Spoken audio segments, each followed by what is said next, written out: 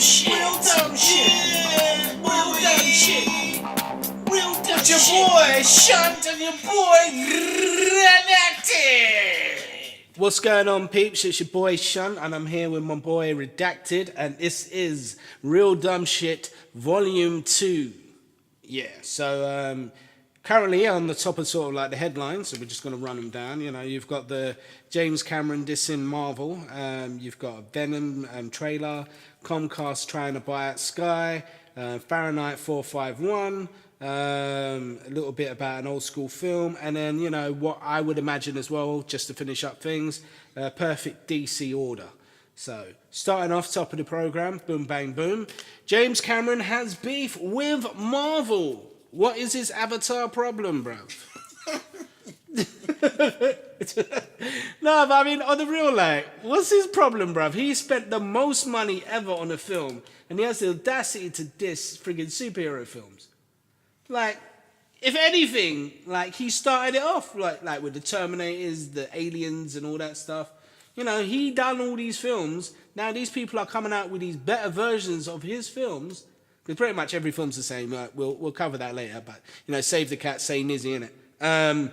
Every film has its sort of like same sort of thing, but with him, it's like the whole beef is the fact that they're getting money now and he ain't earning no money, despite spending the most amount of money making a film. Like, was it the 2 sequels or something like that? The 2 Avatar? Avatar sequels. I think he wants to make another 2 or 3. But the second one hasn't come out, the third one hasn't come out. What's going on? I don't know, he's filming them back to back. He's been filming them, brother. He feel like, from what I remember, it was like from the beginning of what is it? Like 2010. He was meant to be filming it. Because Avatar came out what, in 2007 or something? Yeah, I think it's meant to come out next year. All right, we'll see. Anyway, so oh yeah, the new Venom trailer, awesome to some people. Some people think that, you know, it's a complete waste of time because it's not going to be part of the main Marvel universe, apparently. But, meh, what do you think? I was not feeling it. You're not feeling it? Nah. Well, I mean, casting-wise, Tom Hardy, yes. But young Tom Hardy, like Eddie Brock can't be that rascal old, bro. He can't. I feel like he's doing a weird voice in it. He's always doing a weird voice. That's another thing. Like, I appreciate him being a voice actor and an actor as such, but, you know, like, these voices, they're way too peculiar. Like, they give me nightmares, bruv. Even like one in Taboo. Have you ever seen Taboo? No, I haven't seen that yet. Yeah, I mean, Tom Hardy's about it. I mean, Bronson and all that stuff, like, serious actor. Yeah, he can act, but I just feel like he just chose a weird voice for this character. Mind you, I reckon he probably had like 4 or 5 versions of that same like character. He'd probably doing it like, you know, on set, whatever. Probably, but still, I feel like this was the wrong choice. Yeah. To me, it sounds a little bit weird. Like, it doesn't fit. It doesn't fit my version of Eddie Brock. Okay. But even if I take that out of it, I don't think it fits the look of the character. Like, it just Okay, seems so what sort of like voice he's would you doing a imagine voice. Eddie Brock having? Because was it that guy from the '70s show? Whatever? No, just I a don't think normal voice. he compared any better. But it's like, A normal voice, not putting on a weird voice. Just like the kind of voice from the actor that they would choose to do it. I think not the kind of voice that someone else would have. Just, the voice didn't fit him. It was the worst thing. yeah, it was. But to be fair, I think one of the main things that made me laugh about the whole trailer is the fact that they actually showed the mask. Like, before it was like they didn't show the mask and it's meant to be a Venom film. It's like, where's Venom? Oh, I think that was because the VFX weren't done. So they wanted to put something out for people to see, but they just like did the thing. The effects weren't ready yet, so they put out a trailer without the vis effects. See, this is why I feel that Even now. it's really unfair, because you see Deadpool 2, like their first trailer was like that, and it's like, oh, we haven't done anything, whatevs. And he's doing all the ping, ping, bang, bang, bing, boom, and all that stuff. And it's one thing about Deadpool is that you can do that, which I think's amazing because you don't have to wait on a VFX thing, or whatever. You can just do stuff that's random and cool. You know what I mean? Like you can make it into a sort of sitcom. It is what it is. Like they need the vis effects because otherwise they're gonna say what you said. Like, where's like why can't you see the face or why can't you see the mask or whatever? But I think they still look unfinished to me. I don't know. So what do you reckon about this whole Comcast trying to buy Sky? Do you reckon that's just like spiteful maneuvering or? Definitely. Like they want to fuck up Fox's plans. Well, definitely. I mean, it depends. They Like, want to fuck up Fox's plans. Fox is gonna end up selling their piece to Marvel and to Disney, and then like they're not gonna get to buy Sky because Comcast is gonna buy it.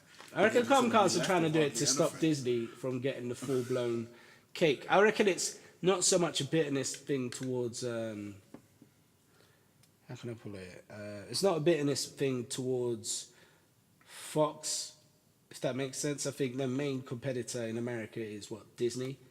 So they're trying to divert the attention from Fox to buy Comcast in order to secure Sky, whatever. But they can't do that if they haven't got the buying power. I don't think it's gonna affect like Disney. Like if Comcast buys Sky, that doesn't hurt Disney. Like it doesn't because either before the deal goes through and Fox can pull out, or it's gonna be after and they've got their piece of Fox and Fox will be left with hardly anything. Like they won't be able to go forward, then they won't be able to go back. Like they'll just be left with what they're left with. I don't know. I mean, but yeah, like for me, like the whole basically the holy trinity of Marvel, basically that's what I call it.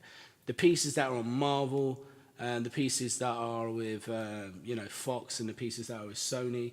It gets to that point now where you've got these three pieces and we can't get a cohesive universe, whereas DC have every single opportunity to do bits within their universe. I mean, Warner Brothers owns the whole of DC, and yet still it's the worst universe next to The Mummy. Like, I mean, The Mummy, that's one thing.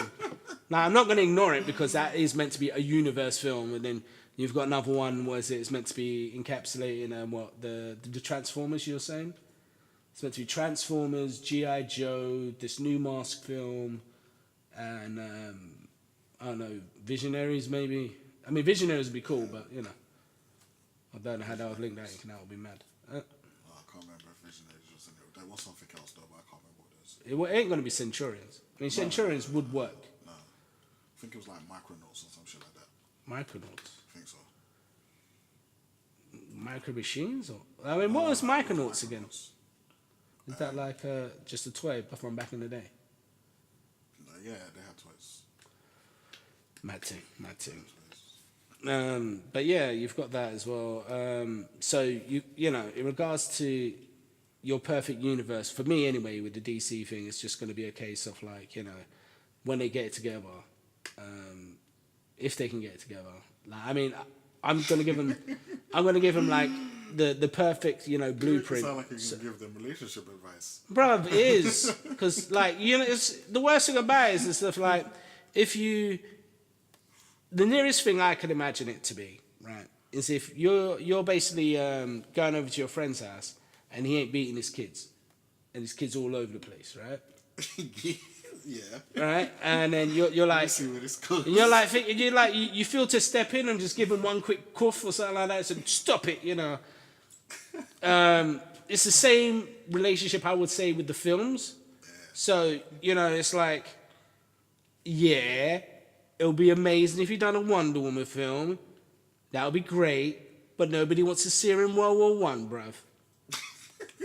No, trust me on this. Like, you could have her going around in an invisible plane and all that stuff. That would be great. But, World War I film, not so much, right? It's not. I mean, personally, I kudos, right? Kudos for trying to be Captain America. Kudos. That's deep. Can't say that. Bruv, she's got a shield. It's the same thing. It's the same film. You look at it left and right. It's the same film. Technically, Wonder Woman is the first Avenger. If you check it, it is literally the first Avenger. It's different because Captain America's World War II. Yeah, which is the better war. Everyone knows World War II is the better war. World War One nonsense coming up on the screen. I didn't know they were graded. Huh? I didn't know They are. graded. They are. Everyone knows that World War II was a lot better than World War One. You can't rate Not movies. that. Not. I mean, like can't from rate movies. before I get put down on this sort of thing. It was before. Wars don't have ratings. Well, basically, how can I put it? It's before the one we're probably going to have now. I don't want to jinx it. You know what I mean? But in regards to World War One and World War Two, in regards to source material. There's a lot more going for World War II because it's more passionate and more emotional than the First World War. First World War was literally, stiff upper lip, run across the green, get shot down with a machine gun. This is madness. And then the Second World War is sort of like, oh, these Germans getting a bit out of hand. What's going on? Bruv, they're getting close, yeah? Oh, bruv, there's a place. They have the audacity to... No, bruv. It's like there's peak beef. And then obviously you got the stuff that was doing over there as well. So it was like there's a lot more going on. There's a lot more moving parts. Whereas World War One, if you were to grade them, fair enough, you know World War Two without World War One from source material. But, which kind of reminds me as well that there's this new thing that's coming out. Fahrenheit 457. No, I saw the trailer for that. Yeah, so essentially it's the burning of all books and one voice of propaganda. If you're into sort of conspiracy 1984 sort of films, this would be right up your alley. It's got Michael B. White in it as well. Jordan. Sorry, oh God. Was it Michael? Well, who's that? Who's the other guy? The what? The Black Dynamite.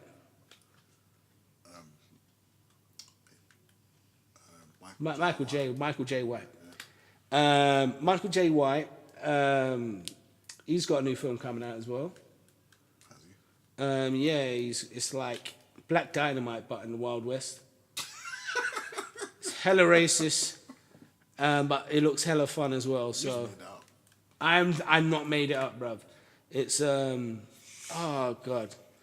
Basically, it's like Black Dynamite 2, but it's set in the Wild West. I'm gonna check it up on Google now. Just to, clarify for the fans them at home, because this one came off the cuff. But yeah, anyway, so back to the one that I actually can speak about now. I mean, I'll speak about that one after. Basically, Fahrenheit 451 is part of one of the vast stories from Ray Bradbury.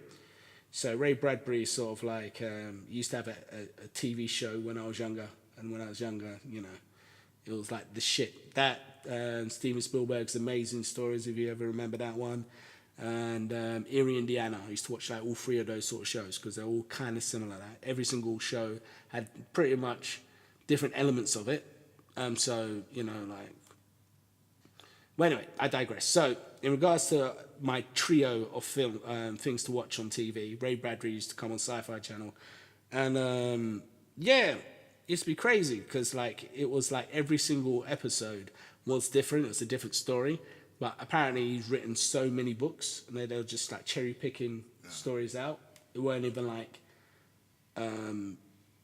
he only had a couple. It weren't basically Game of Thrones. I mean, where he only had say 2 books out, and they're just rinsing him. Yeah. From the moment they read the first one, say, yeah, give us more. It's I'm creating art, stop rushing me. I don't care about season 5. I don't even think he's British, is he? Where is he from? I don't know. Okay, I can't remember his name. I know Games of Thrones is the shit, but yeah, that's it. R.R. Martin, yeah, that's it. What is up with that, the random initial in the name? Is that what makes you official as an author? Yeah, I think. Is that this? I don't know. J.K. Rowling. Stand out. J.K. Rowling and J.R. Tolkien, or what's that? Is that one? Michael J. White. I'm joking now. Is it Nova? Yeah. It's the wrong film. But yeah, in regards to that anyway, digressing back to it all. I don't know. I reckon that was it Michael Jordan, Michael B. Jordan, sorry. Yeah, I reckon he's making the right moves after, you know, Black Panther and all that. I mean, because now he has a big audience, like a really big audience, within the US anyway, because that's where it grows the most. Like, I'm not sort of like saying that he's got a global audience, because obviously the US just does crazy numbers on Black Panther. Same with the UK and all these other sort of like English countries and all that stuff. But, you know, Still making money now. yeah, still making money, still in the cinemas as of this time, even alongside Infinity War. Now that's a payday and a half. Like, this year, I reckon Marvel has made the most money ever. And they still got Ant-Man and the Wasp to come out. And yeah, it's crazy. It's crazy. That's insane.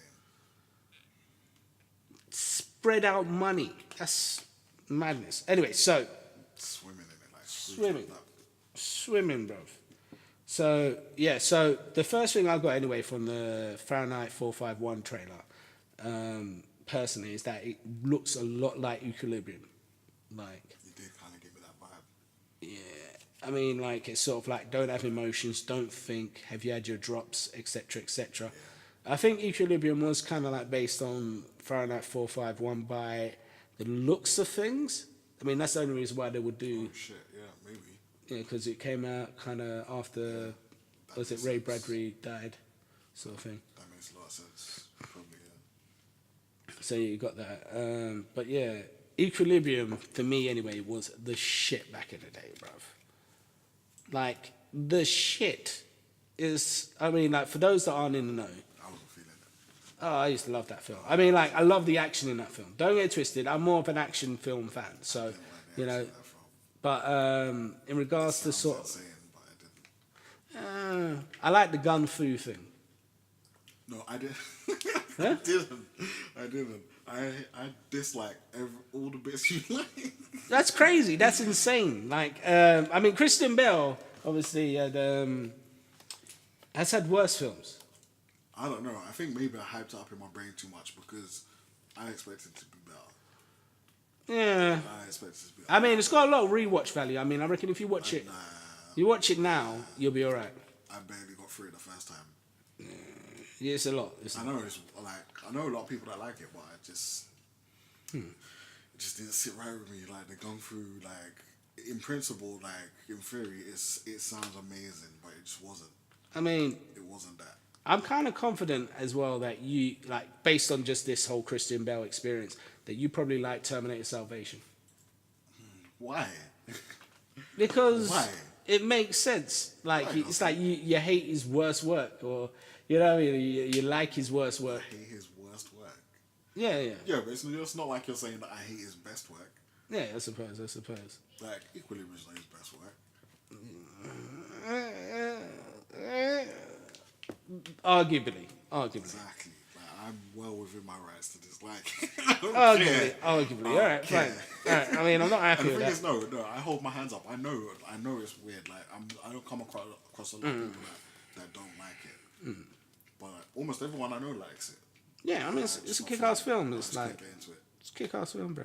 couldn't get I mean, to it. I think it's after The Matrix. That's what kind of sort of like left a weird taste in people's mouths, as you were, no pun intended. Red pill, blue pill. But yeah.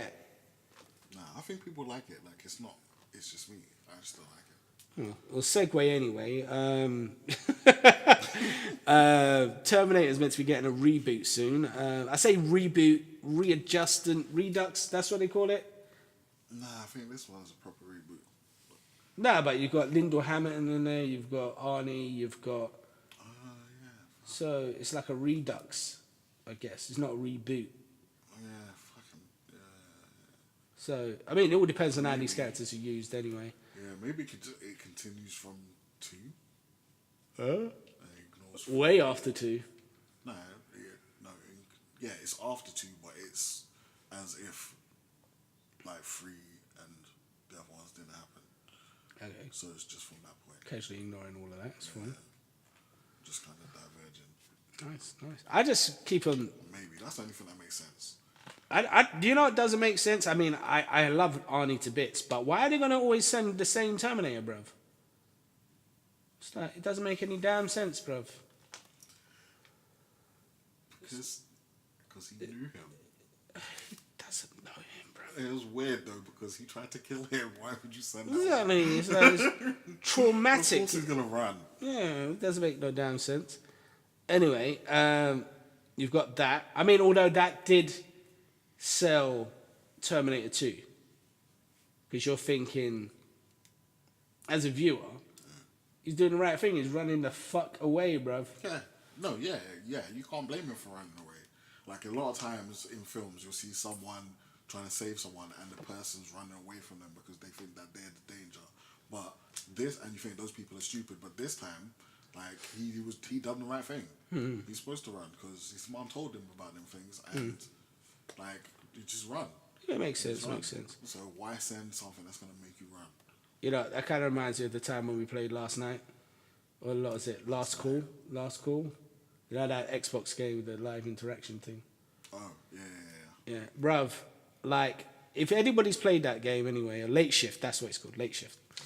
If anybody's played Late Shift and you wanted to be the most realist one, like as I was, every single time, like obviously, like it's one of those games where you have to interact and then sort of like choose a path for your character, and it's all sort of like done with like film footage, and it's really well done to a certain degree. Anyway, I mean, it's a hollow story, but you know, you're not expecting that much from a video game at times. Especially a video game like that. Although I reckon they missed the opportunity with that game anyway. But yeah, so I was the realest one. Like every single time any form of beef happened, I was running. And the worst thing is that they've scheduled this game so like you have to go on this path that they're sending you on. Like you have to go through chapter 1, chapter 2 and all that stuff. And my utter refusal to partake in any form of plot was hilarious, bruv. It's like but they should have gave you that option though, for real. Yeah. Like it wouldn't have taken much. Like it would just mean the game just ended. Yeah. But like they should have let you have Yeah. that option. Definitely, Why not definitely. let you? Why not Yeah, let just you? like why not? I don't want to have a bad Just night. for the fun of it. Like Yeah, just yeah. let us have that option. Definitely. All right. So speaking about that option, next section, as it were, it's just basically going to be the perfect DC film lineup, not DC film. Speaking of DC films, Okay, go ahead. I was reading something the other day, and apparently Henry Cavill wants to be the Nick Fury of like the DC universe. No. No. You didn't even hear him out. No. You didn't even hear him out. Superman is not Nick Fury, bro. That doesn't make a goddamn bit of sense. No, but just in Throw the sense, water on him and throw him in the river, bruv. That's how much sense that makes.